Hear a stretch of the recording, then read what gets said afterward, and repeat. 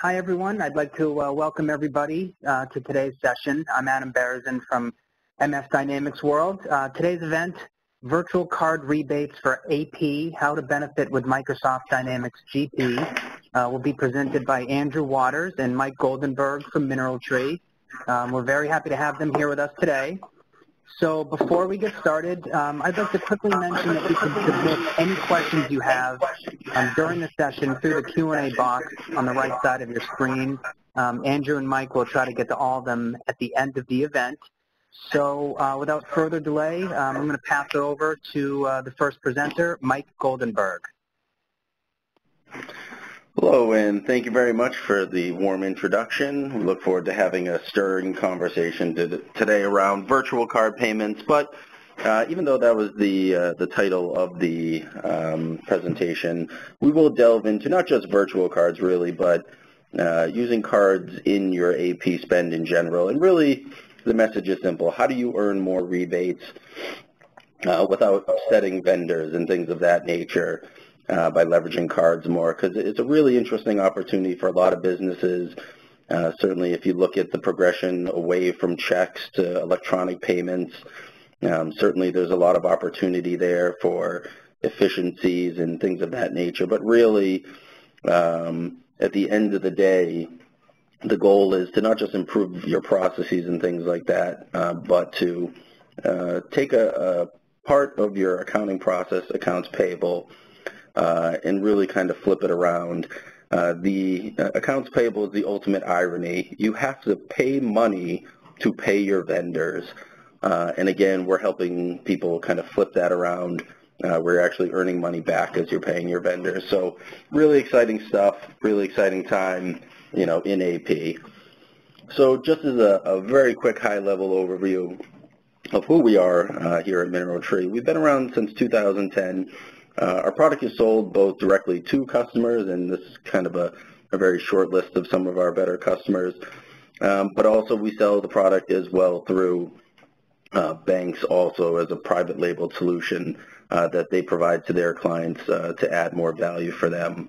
So we work with over 1,000 companies, over a dozen banks now, and continue to grow at quite a pace, mainly because if you think about what we're doing, we're helping people move away from an antiquated paper-based process that was, for most people, built, around paper and paper-based processes.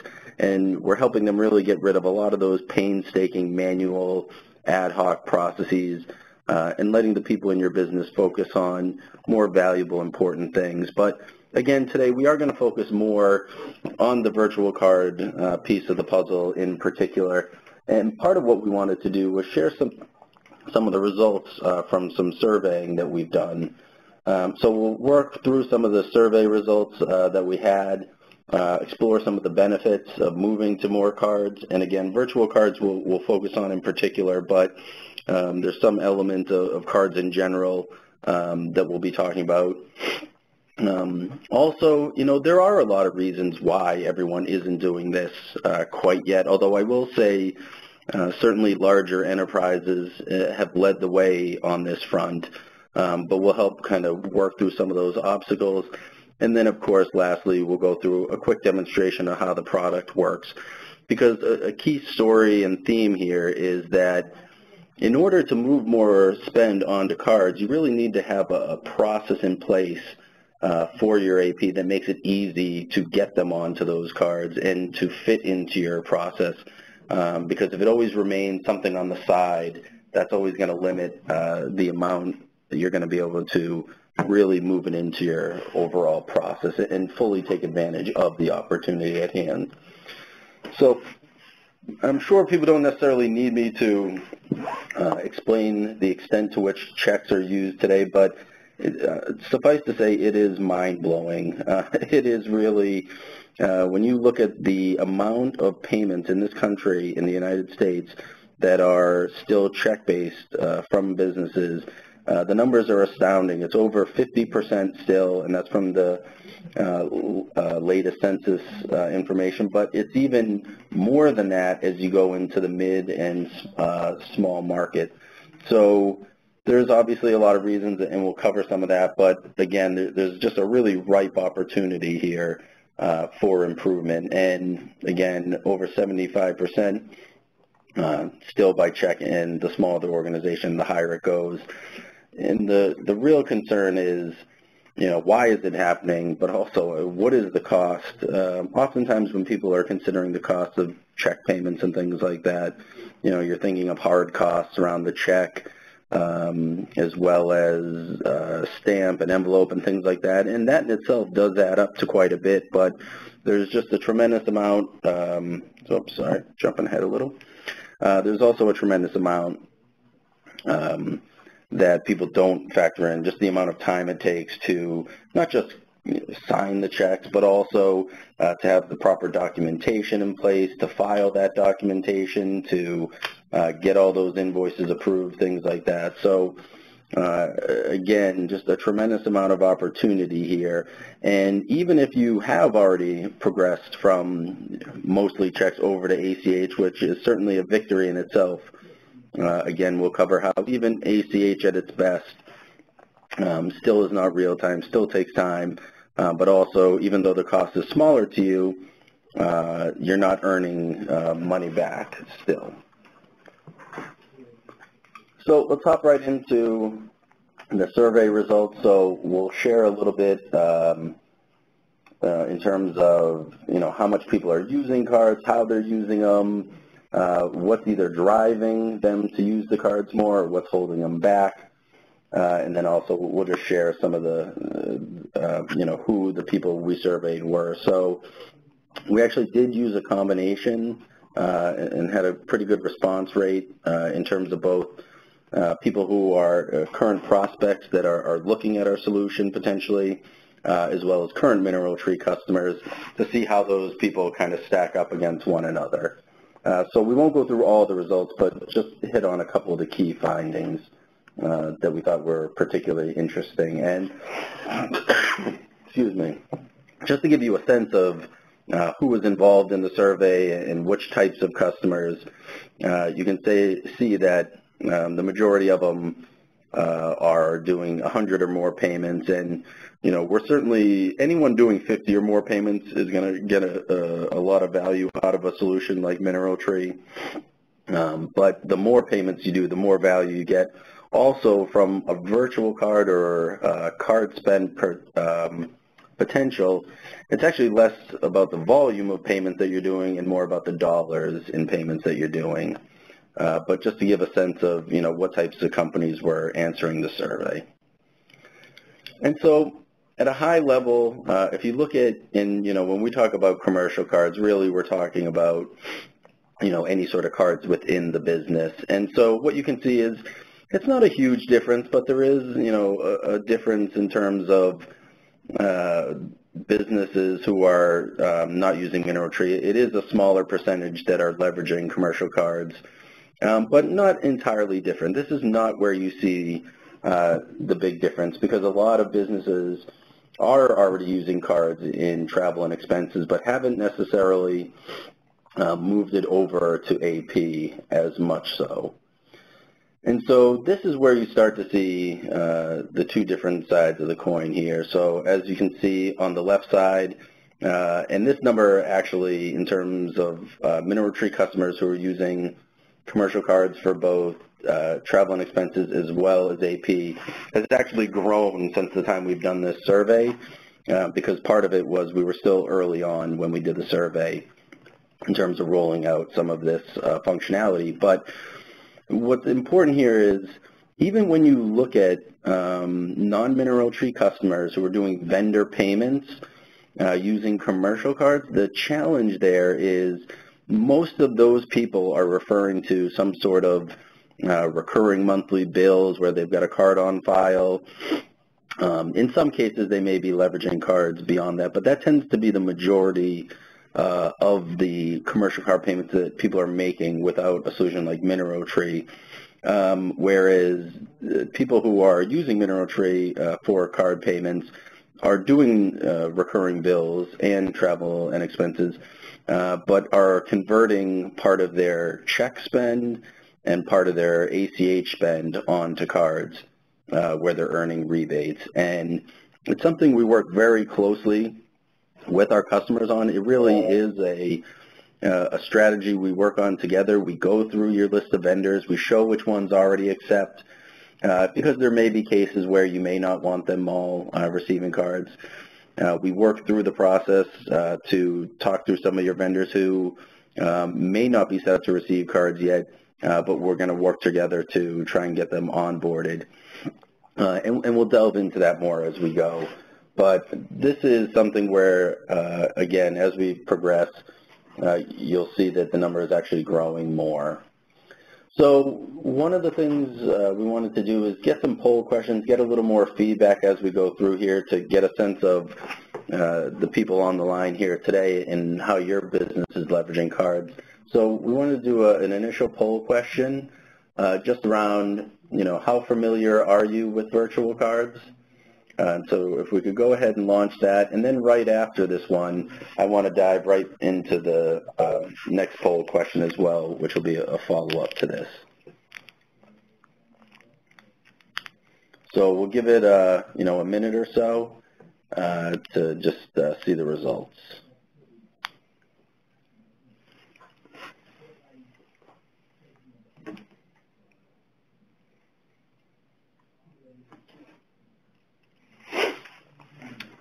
And it looks like the poll has been ended. And can you give us a sense of what the results look like? Sure. So 44% are somewhat familiar, 25% are not familiar, and then the rest did not fill out the poll question. Okay. So no one's very familiar. That makes sense as to why you might be here. And honestly, it's something, certainly across the industry that it's not necessarily well known quite at this point, virtual cards, and we almost, kicked ourselves a little after the invites to the presentation just because recognizing that people don't necessarily know virtual cards very well. It's something that is, new for a lot of people, but again, big opportunity. So the next thing is, if you could just launch the next poll question, how are you using credit cards in your business today? Again, it'd be good to see how people are matching up against, what we've seen from other non-MineralTree prospects.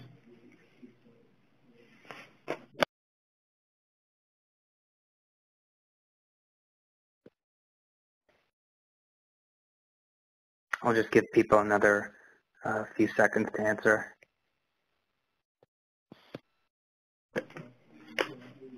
No problem. All right, so what did we see in this respect?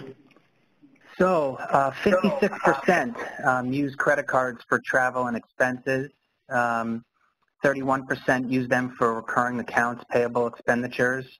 19% use them as much as possible, dependent on the vendor. Okay. Perfect. So, that's it's good to see. Certainly there's an element of self-selection in terms of the people who are here today. People that are looking to use cards more certainly would be more likely to show up today. So those results, sound right in line with, what we've seen in the past. And again, hopefully today will help people understand how to get more, or certainly the people who are looking to do it as much as possible, help them get even more people on, because that is a huge part of, the value that we help add. So the next thing is to, kind of discuss, where are the challenges? Why aren't people using cards more? And certainly, we've heard many other responses other than this, but the main ones that I think we hear on a very regular basis are a combination, and these results are very in line with it, which is, first of all, that a lot of the vendors don't accept it, although I will say that almost every single customer that we have brought on, I would say, has been either somewhat or completely shocked by how many of their vendors actually did accept cards. simply because there's just a lot of businesses you don't think would accept a card, but anyone who is a MasterCard accepting merchant is required to accept cards from anyone. So a lot of it is just getting them set up in a way that they're prepared to receive a payment. That's the big one. I'd say the other big one, and this is one we, really approach from a head-on perspective, is there are certain vendors which you may be able to pay via card, but due to the fact that it's a vendor that you have a very regular relationship with, potentially highly negotiated pricing points and things like that, you may not want to upset the Apple Card there. So in those scenarios, that's why we work very closely with our customers on their strategy to make sure that we're both leveraging as much as we can, but obviously not impacting any of their vendor relationships in any sort of negative way. But, again, a lot of it's just a matter of making this a part of your regular process. Also, oftentimes, someone who may accept a card, they may make it very difficult to accept a card. So if you've got to call in and give a credit card number over the phone or some sort of other hoops they make you jump through in order to make each payment, obviously that's not going to be a part of your normal AP process. And so it becomes challenging to ensure that you're taking advantage of those at the same time. And for those, and I know this doesn't apply to every industry, but for those people who often take advantage of early pay discounts, this is very similar to that in that in order to really be good at getting early pay discounts, you've got to be good at being, having a good process to ensure that you're ahead of these things. And actually, we help a lot with that as well. But again, being set up to use the virtual cards or using cards in general is a key element to taking advantage of the opportunity. So what are the most compelling reasons that we found? Certainly better cash flow is a major reason, for people leveraging cards, and we hear the same thing, quite honestly, when it comes to checks, and people enjoy the float and things of that, and having that extra time. But ultimately, when it comes to cards, yes, it's electronic payments which are better. Yes, they're more easily trackable. Yes, you're better protected than you are through a check. But really, it's about the rewards. It's about, again, earning money back as you make each payment. So the financial benefits are significant. Not only are you earning rebates back, but you're eliminating the cost of the paper checks. You've got better cash flow visibility and management. You're not necessarily waiting for checks to be cashed, which can be incredibly time-consuming just to monitor the process and reconcile on such a regular basis. Also, it often helps with working capital flow and giving you additional options when it comes to cash management.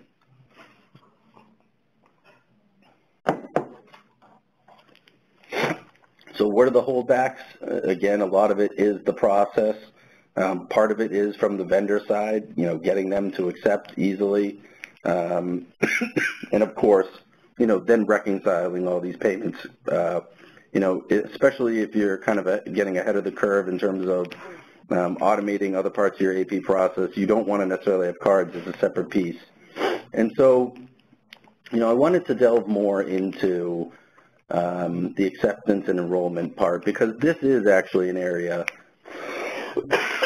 excuse me, where virtual cards can be especially beneficial. So, when you talk about using card payments, how do you actually get the card to someone? Well, you can either have it on some sort of online portal that you're putting it in, but oftentimes you don't want to give them the ability to automatically debit your account.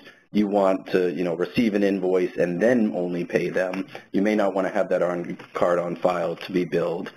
Also, you can call in, oftentimes a credit card number and go about it that route.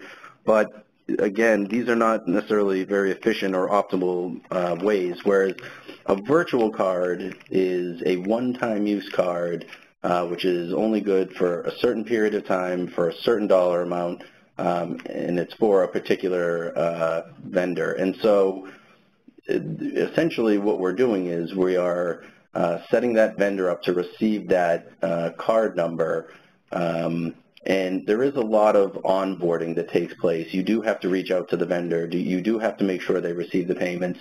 You do have to ensure that they have a process by which to receive these payments and then process them in a timely manner. So there is quite a bit of front-end work that comes with setting up these vendors.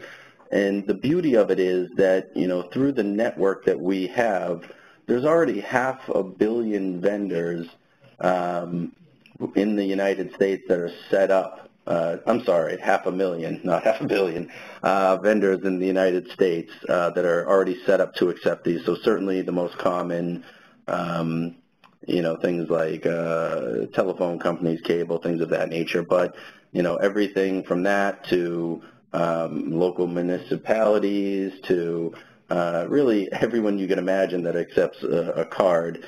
And one of the things we do with all our prospects and clients is we can actually review your, and it's relatively easy for us to do, to review your vendor list and give you a very good estimate of what your rebates will be in the coming year, just by kind of looking back at the last 12 months to get a sense of who currently accepts, who's been set up to accept but maybe hasn't received the payment yet, and then also, again, looking into the vendors who aren't card accepting yet, but we would proactively be working to onboard them further. So again, this is where a lot of the value comes in, because just getting people to accept them is, I'd say, you know, one of the biggest challenges that's often, you know, people are facing around getting more cards. That and, you know, certainly the security aspect. Again, virtual cards being a one-time use card, it is different than your own credit card, and it's certainly more secure. It's actually not your card which is being used. It's a MineralTree one-time use card. So you have certain protections. Along with MineralTree, we offer a $100,000 guarantee against fraud in general. So certainly a lot of protection there. And then a big part of it is, you know, we're talking about virtual cards, but at MineralTree we do process your virtual cards, your regular cards, your credit card, your checks, your ACH, and we are syncing all of that data back to your accounting system, so all the details of the payments are properly tracked, and you have everything you need for audit and any sort of other times you need to go back and find that documentation. And so, again, we've been really focused on the payment end of things today and really around the virtual cards, but there is a process which leads to the actual payment, which is incredibly important as well.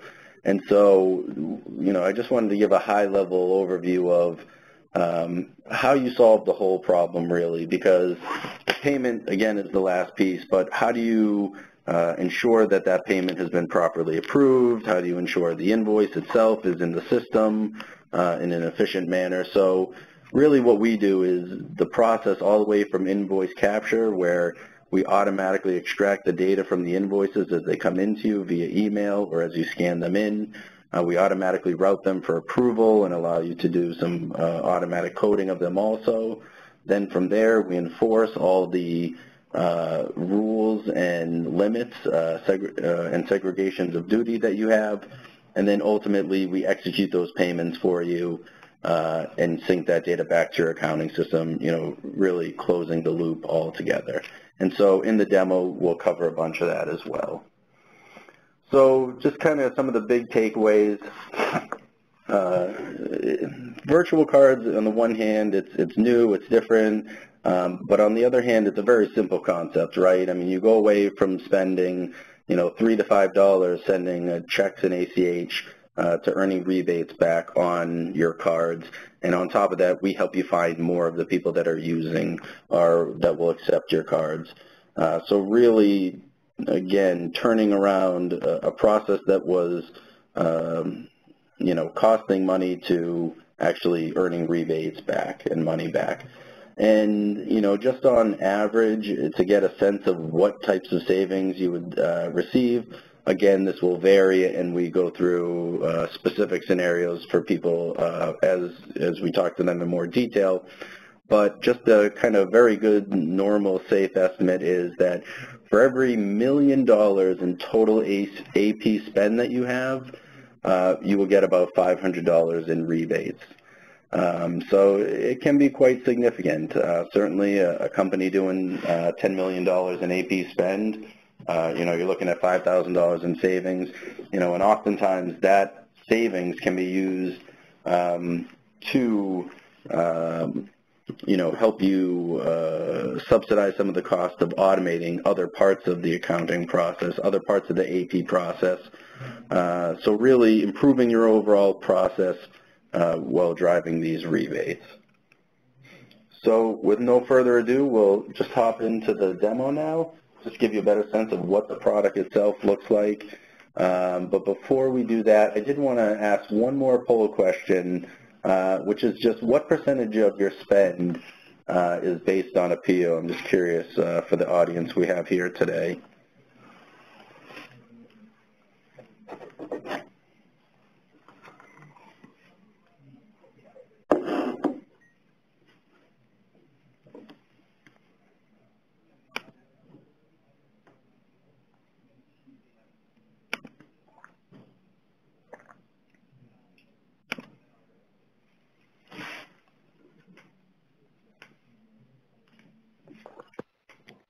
Okay. Sure. Mike, let me just read you those results. So all of it was 0%. 75% said 19%. I'm sorry, 6% said 50%, and 25% said 25%. Okay. Yep. Certainly, being in the dynamic space, certainly no surprises there. So we'll jump into really I'd say, invoice to pay process from invoice capture through payment automation, and then we'll kind of leave with a little teaser at the end around, where we're headed on the PO front. Sounds good. Thanks for the introduction, Mike. So I'm definitely going to try and hit home this point that's been made before. You really need to integrate, your use of virtual cards, other card payments into a workflow, that's automated, that's secure. It's tough to see the same kind of organizational benefits if you're having to make all of these card payments out of band in a separate stream. So I'm going to try and sort of contextualize these virtual card payments within a full MineralTree workflow. Everything from, capturing the invoice automatically to getting it approved, to getting it paid and syncing everything back to my accounting system, in this case, Dynamics GP. So I'm starting us out just in the dashboard of what we call the Accounting Manager application. This is where I'm going to oversee the capture of invoices, routing them for approval, and then finally posting them back to GP and queuing them up to be paid. A couple things I'll point out here on the dashboard in the top right.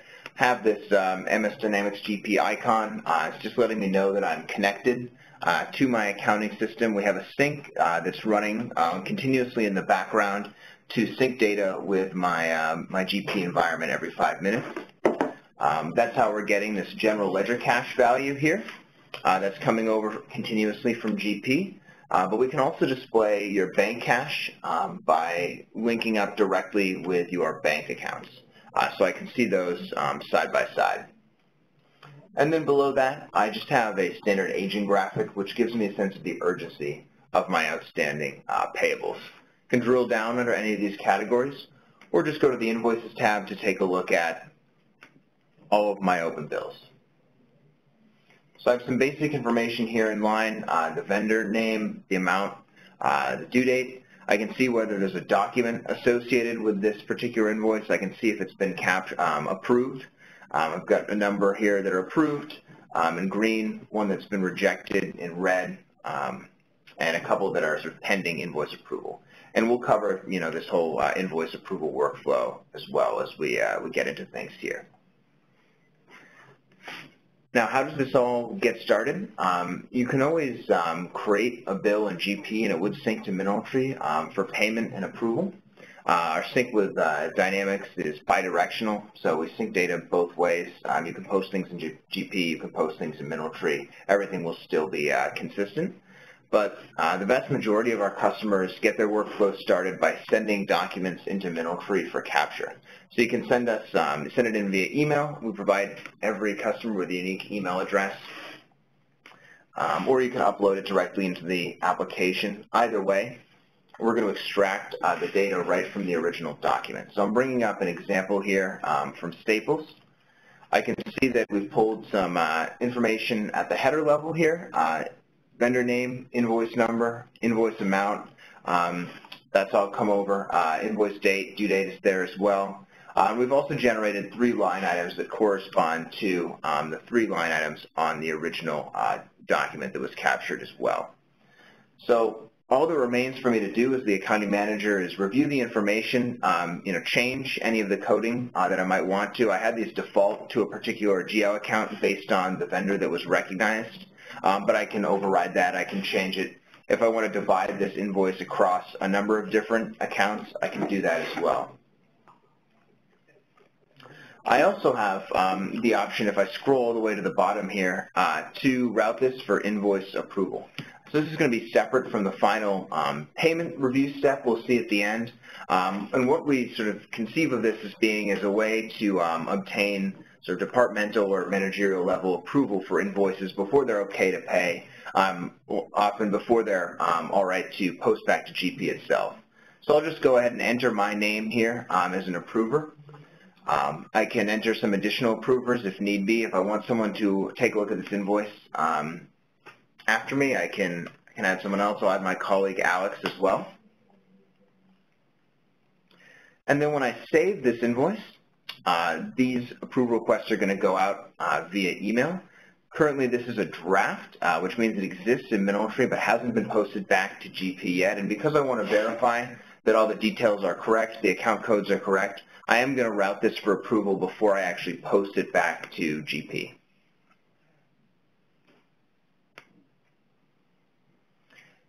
And it's just letting me know that I've overridden my company rule for invoice approval. So now I've sent this out. I get some feedback right from my main screen here. This yellow bubble letting me know that I now have a pending invoice approval request for this particular bill. And I can go and look at that history as well on the bill if I want to check in later and see where it's been sent. So I can see sent to Andrew Waters, and once I approve, it'll go to my colleague Alex. Now I can always route things for approval sort of on the bill itself in this ad hoc way, but most of our customers will take advantage of some further automation on this path. You can set up default invoice approvers for certain vendors to save you the trouble of putting them in manually. So let me open up the vendor card for Staples. First on the left, just have some basic information that's synced over from GP, name and address. On the right, my invoice preferences have also come over from GP, the default expense account, AP account, and terms. Then I also have the ability to set some preferences around payments made in MineralTree, the account I'm going to be using to pay this vendor, and also the payment type.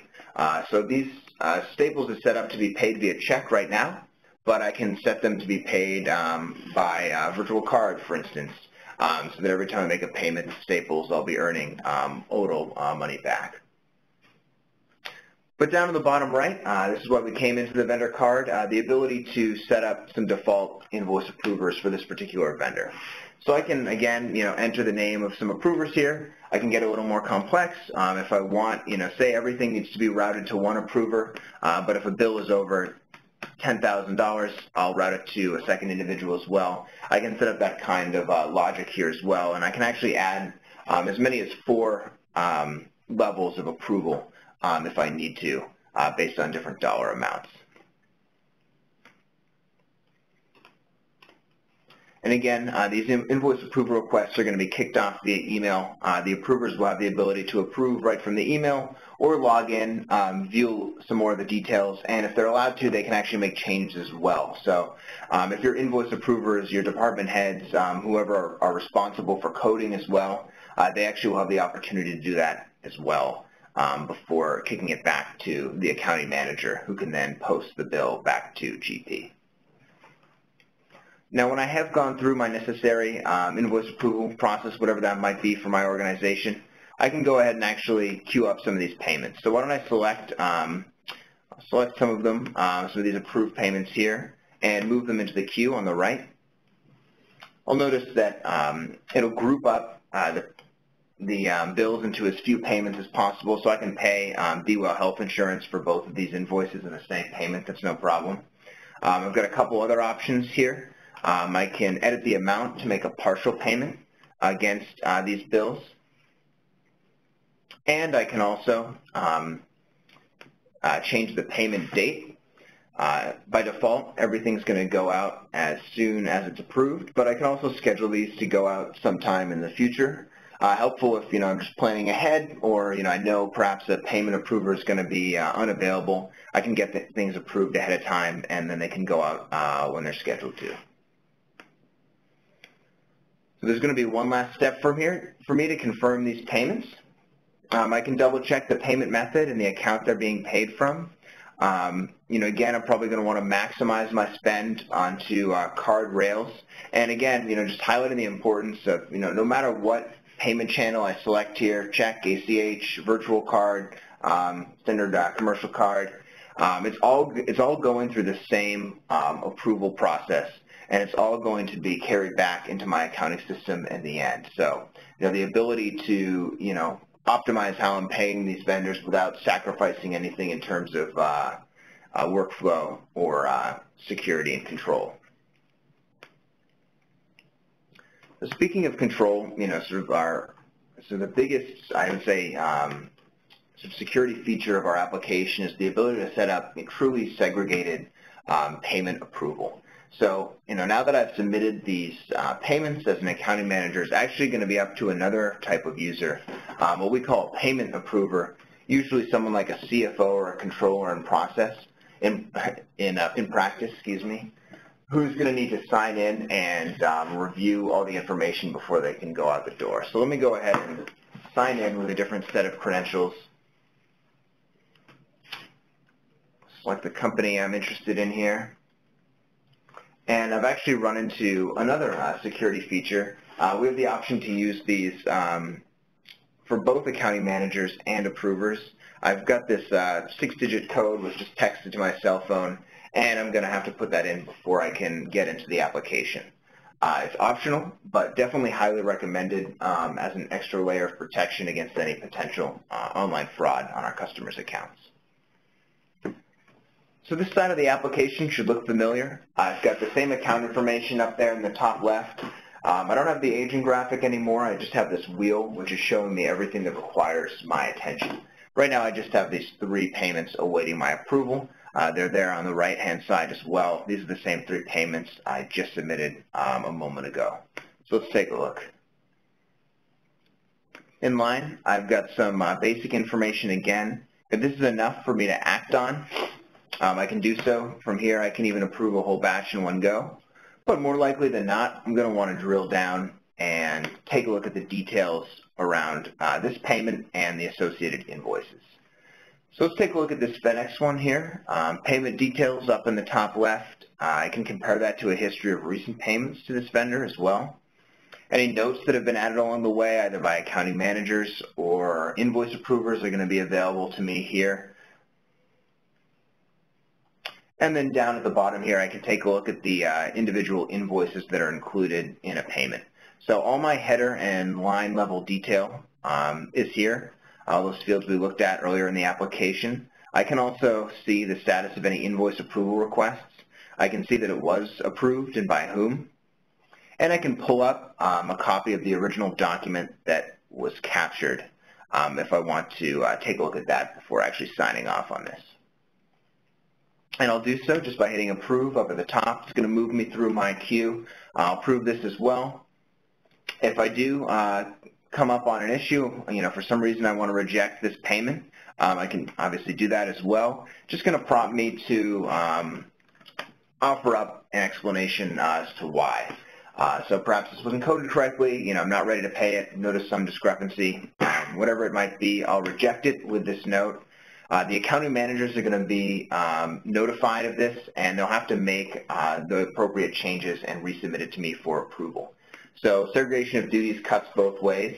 Just as no accounting manager could submit a payment without my review, I am not going to be able to change the details on a payment without someone else looking at it as well. So, crucially, any money that's going to be leaving my account is going to have to have been approved by at least 2 people. So when I'm ready, there's just one confirmation step between me and actually executing these payments. It's going to show me my GL cash again, and I'll go ahead and confirm.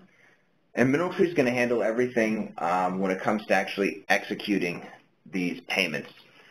So for the virtual cards, we're going to generate the one-time use card number and immediately send it out to your vendor.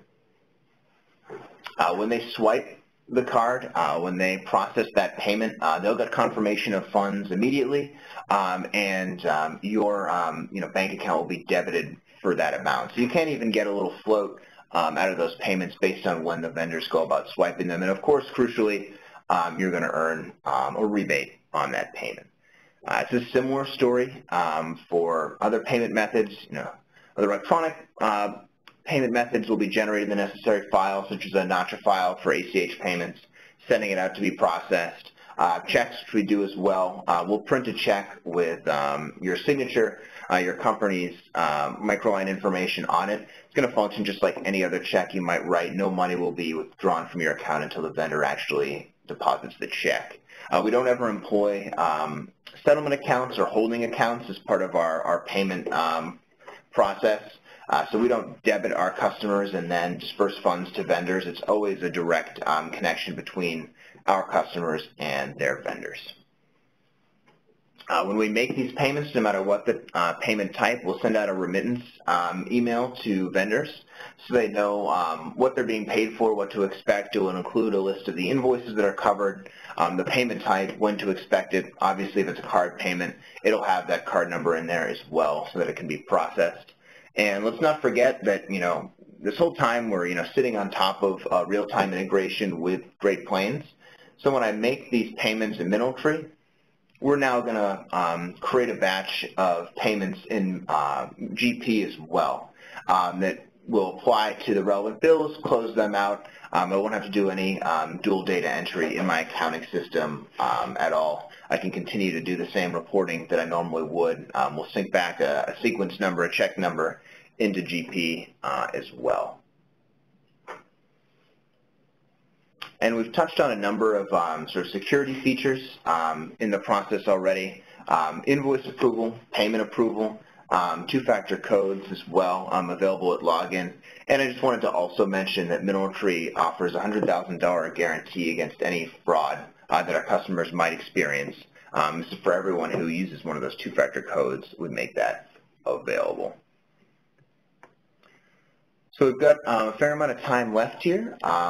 And I'm just going to go ahead and open it up to questions. I see that some have been coming in already, but please don't hesitate to enter them in the WebEx console there, and Mike and I will cover hopefully all of them. Great, thanks, Andrew. Looks like we do have a couple that have come in. First one is, how do I ensure I'm receiving all the rebates I can get? So it's a great question, and really this goes into the process that we do both early on as a prospect as well as when we onboard, and then actually throughout the process, which is partially because we're hooking into your accounting system, we're able to pull your list of vendors. We can help you pull your list of previous 12-month spend, and really what we're doing from there is just matching up who is part of the network versus who isn't, so you can see who already does accept. And then, outside of trying to avoid a vendor that, you're concerned it may create an issue with, then we're automatically switching all those for you to this payment method. And then from there, we also put together a list of your vendors who do not currently accept, and then we're targeting them to onboard them. So basically, anyone you are doing over $20,000 to spend with will actually be reaching out via phone.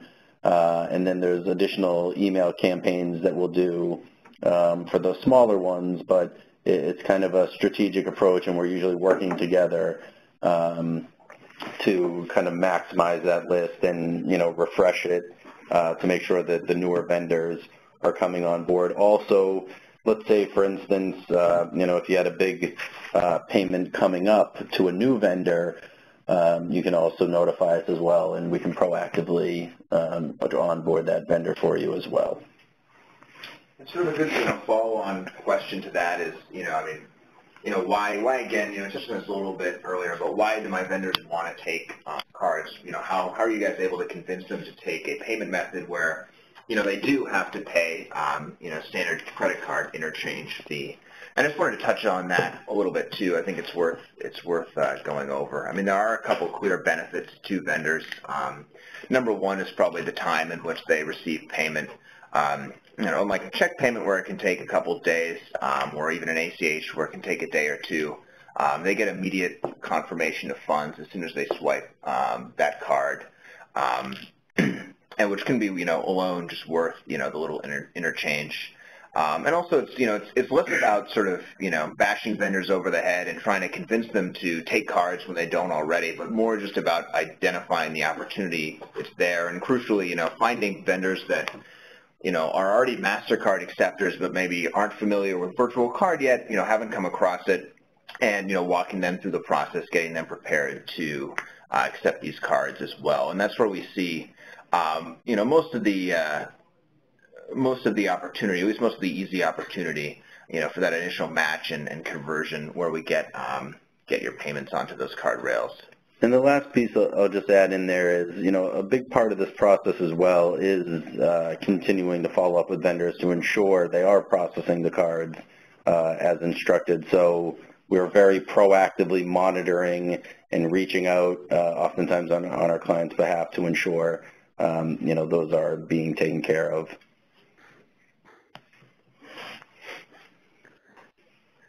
So it looks like we have a couple more questions. Someone's asking, how do you charge the vendors for a processing fee? We don't charge them. It's just, as a merchant who receives cards, you're already, paying your standard processing fee. So there's no additional fees they're incurring on top of, what they would normally pay to run a credit card as if they had it in their hand and swiped it through the machine. Someone else is asking, how is the virtual card set up in Dynamics GP? It's a good question, yeah. So, obviously we talked about the importance of having everything pushed back properly into GP.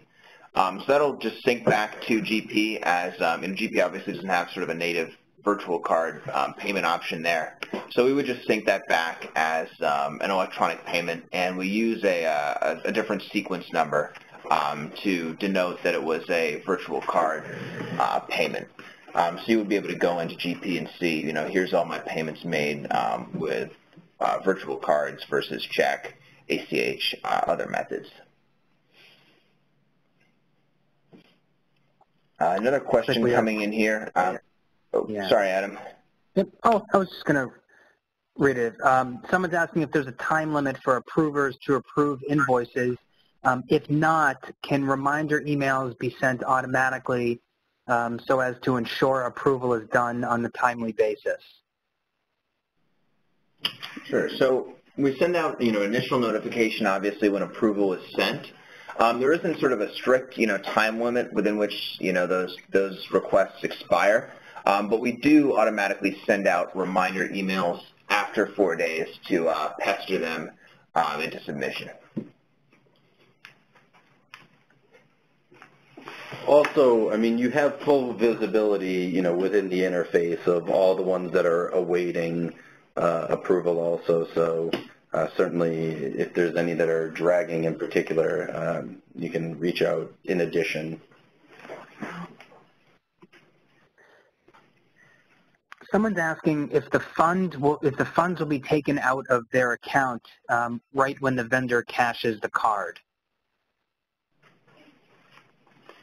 So that's actually the beauty of the way that this process works is it doesn't come out of there. It is not debited from your account until the vendor has run the card. So in the scenario, if for whatever reason it took the vendor a day to run the card, you know, those funds never come out until they actually run it. We're not moving the money into any sort of settlement account, so no concerns there.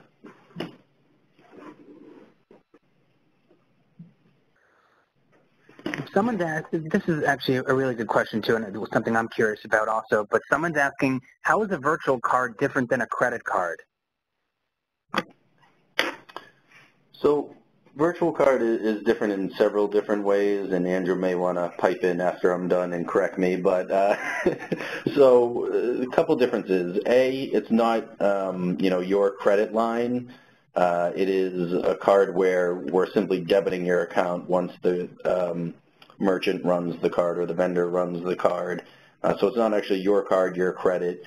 It's ours. Also, the big thing is, you know, it being a one-time use card, a card that, you know, can only be run one time for a certain dollar amount versus, you know, your own personal or your own commercial card number, which remains static, you know, having that all over the place.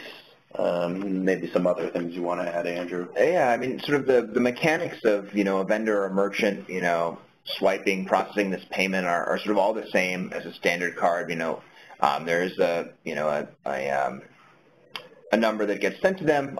They run it. And as Mike said, you know, the card is only going to be viable for a specific amount to a specific vendor.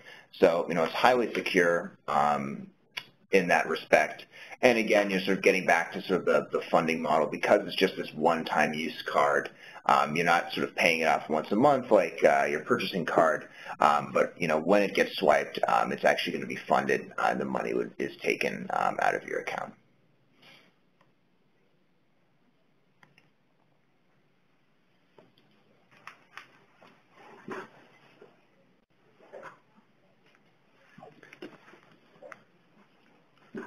Someone's asking, can I use my debit card with MineralTree? It's an interesting question. So right now we aren't set up to work with debit cards. We can work with you know, your Amex or your Visa card, your credit card.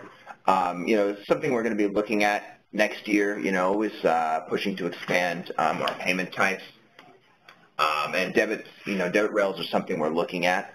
You know, sort of an obvious downside of using that would be, you know, there's smaller interchange fees, so there's potentially less of a rebate that would be available for you paying your cards with paying your vendors with a debit card.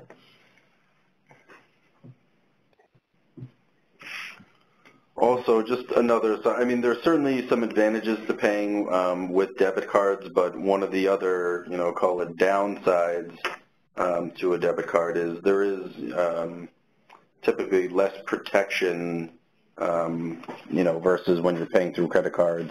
Obviously, there's, you know, if there's any sort of dispute with the vendor or something, it's often much easier to resolve those when it is a credit card versus a debit card where the funds have actually already been pulled from your account.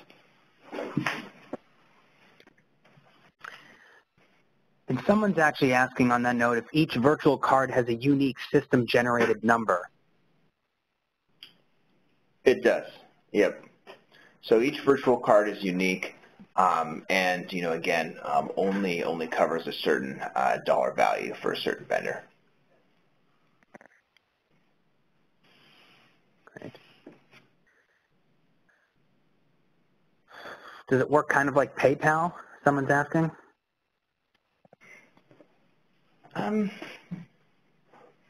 I mean, not exactly. I mean, and PayPal has a couple of different, methods. But in terms of the PayPal network, it's separate from that, completely separate from that. Some of sort of the funding might be a little similar. PayPal disperses payments, and then they debit your account for the money. But again, this is just relying on sort of standard MasterCard rails, and that's what it makes it much easier to get vendors involved. They don't have to have anything special on their end to process these cards. If they're a MasterCard merchant already, they're going to be good to go. And the virtual card is a little different. It's one-time use, but again, it's just a credit card number that they're processing like any other. Great. Okay, let's see. Looks like we do have another question. So someone's saying, in our experience with virtual cards, we've had to pay a monthly statement with the activity on it. Am I understanding correctly that with your virtual card system, there is no statement, but the money is simply taken out of our account when the card is run? Yes, that is absolutely correct. And I do think, again, that is something, a unique approach that we've taken.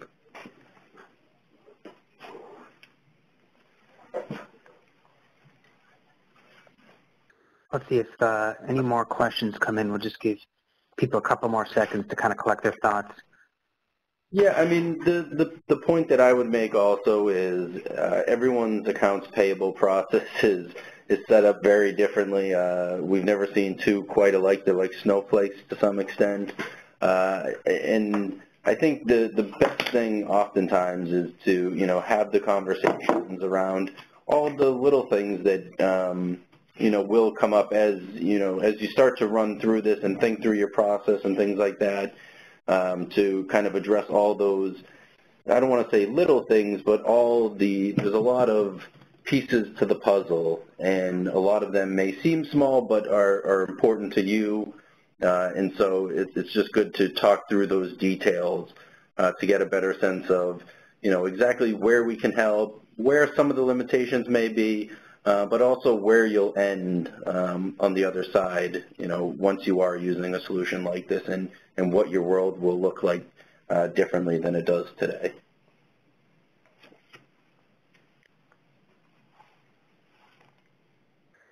Well, it looks like we don't have any more questions coming in, so why don't we end there. Mike and Andrew, once again, I'd really like to thank you guys for presenting today. And I'd also like to thank everybody for attending the session today. We recorded the session, and we'll be sure to send out the link to everybody when it's been posted online. All right? Thanks a lot, everybody. Have a great day. Thank you. Thank you, Adam.